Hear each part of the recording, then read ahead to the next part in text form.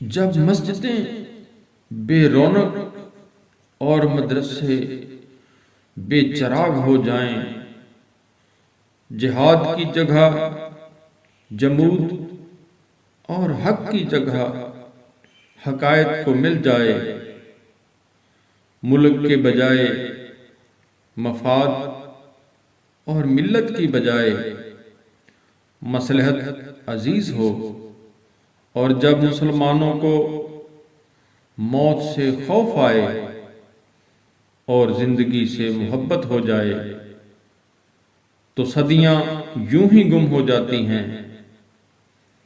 یہ بھلا کہاں ضروری ہے کہ بڑا آدمی تمام عمر بڑا ہی رہے؟ بعض آدمیوں کی زندگی میں صرف ایک دن آتا ہے، اور اس دن کے ڈھلنے کے بعد ممکن ہے کہ ان کی باقی زندگی اس بڑائی کی نفی میں ہی بسر ہو جائے۔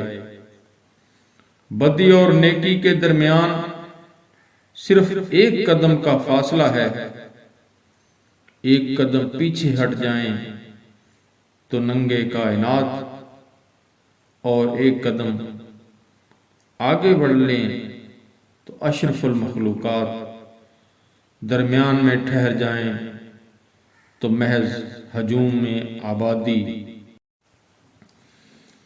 قحط میں موت ارزاں ہوتی ہے، اور قحط الرجال میں زندگی۔ مرگ انبواء کا جشن ہو تو قحط، حیات بے مصرف کا ماتم ہو تو قحط الرجال۔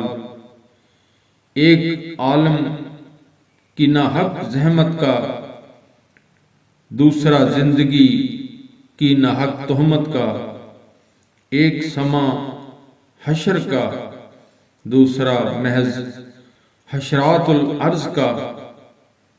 زندگی کے تعاقب میں رہنے والے قحط سے زیادہ قحط الرجال کا غم کھاتے ہیں۔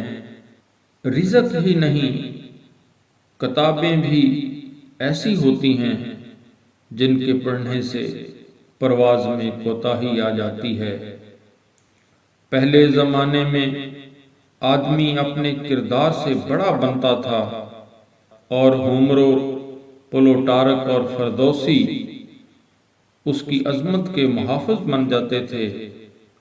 اور اب ایسا اندھیرا ہو گیا ہے کہ آدمی عظمت کا گاہک بن کر تعلقات عامہ کے تجارتی اداروں سے شہرت خریدنے جاتا ہے۔ وہ مشاہر تھے اور یہ صرف مشتہر۔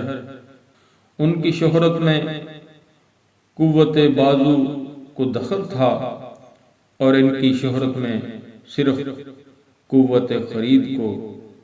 منافق کے دل میں کچھ ہوتا ہے اور زبان پر کچھ اور۔ وہ 2 قدم زبان کے ساتھ اٹھاتا ہے اور 4 قدم دل ہی دل میں پیچھے چلا جاتا ہے۔ پہلے جھوٹ اور برائی کے لیے خلوت کا استعمال ہوتا تھا، اب نیکی اور راست گوئی کو صرف تنہائی راس آتی ہے۔ غلط گوئی اور برائی اعلان اور برسر عام کی جاتی ہے۔ ہر شخص وہی ہوتا ہے جو وہ بنتا ہے، اور ہر انسان صرف وہی بن سکتا ہے جو وہ ہوتا ہے۔ انسان سب یکساں بھی ہیں اور منفرد بھی، کوئی کسی کی جگہ نہیں لے سکتا، کیونکہ اس دنیا میں جتنے انسان ہیں جگہیں بھی اسی قدر ہیں۔